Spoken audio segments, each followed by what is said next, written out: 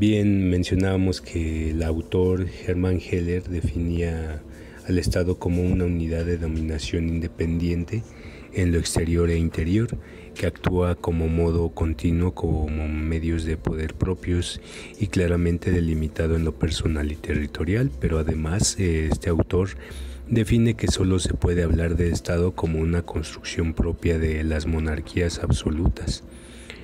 Para esto hay que investigar lo que es la monarquía absoluta del siglo XV o de la Edad Moderna. No hay Estado en la Edad Antigua.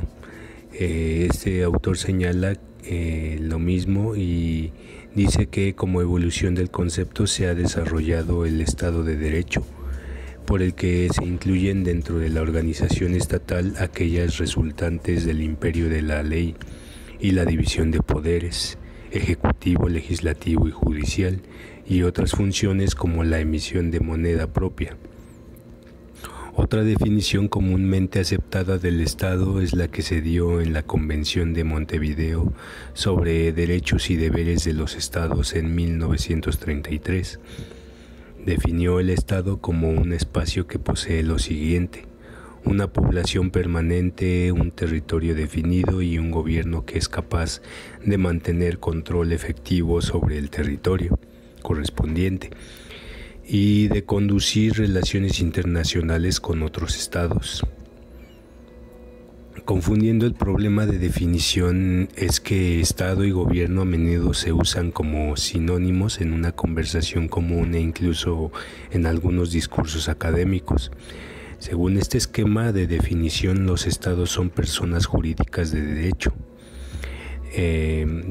internacional, y los gobiernos son organizaciones de personas. La relación entre gobierno y su estado es de representación y agencia autorizada. Para esto vamos a empezar con las definiciones de los clásicos. En estos momentos mencionaré solo tres, en las cuales el primer autor es Cicerón, y que decía que el Estado es una multitud de hombres ligados por la comunidad del derecho y de la utilidad para un bienestar común. San Agustín dice que es una reunión de hombres dotados de razón y enlazados en virtud de la común participación de las cosas que aman. Bovino decía que el Estado es un conjunto de familias y sus posesiones comunes gobernadas por un poder de mando, según la razón. F.C. von Savigny decía que el Estado es la representación material de un pueblo. Y Kant decía que es una variedad de hombres bajo leyes jurídicas. Y también Oppenheimer decía que el Estado es una institución social impuesta por el grupo victorioso al derrotado, con el propósito de regular su dominio y de agruparse contra la rebelión interna y los ataques del exterior. F. Lasalle decía que el Estado es la gran asociación de las clases pobres, y Thomas Hobbes decía que una institución es el Estado cuyos actos por pactos realizados son asumidos por todos, al objeto de que pueda utilizarse la fortaleza y medios de la comunidad, como se juzgue oportuno, para asegurar la paz y la defensa común. L. DeWitt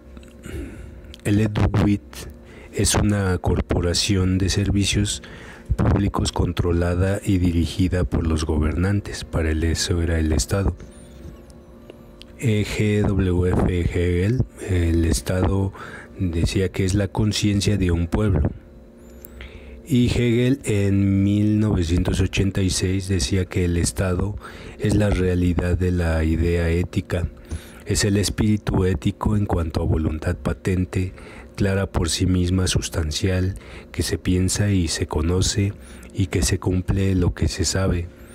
En lo ético, el Estado tiene su existencia inmediata, y en la conciencia de si el individuo en su conocer y actividad tienen su existencia mediata, y esta conciencia de sí por medio de los sentimientos tiene su libertad sustancial en los fines y resultados de la actividad.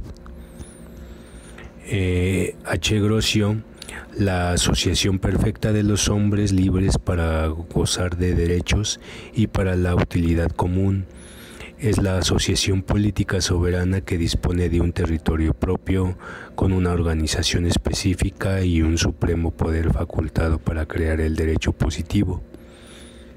Y por último tenemos a Karl Marx, que decía que el Estado no es el reino de la razón, sino de la fuerza, no es el reino del bien común, sino del interés parcial, y que no tiene como fin el bienestar de todos, sino de los que detentan el poder, y no es la salida del estado de naturaleza, sino su continuación bajo otra forma. Antes, al contrario, la salida del estado de naturaleza coincidirá con el fin del estado. De aquí la tendencia a considerar todo estado como una dictadura y a calificar como relevante solo el problema de quien gobierna. Es la diferencia entre burguesía y proletariado, y no solo el cómo. Bien, con esto concluimos las definiciones de los clásicos. Parte 2.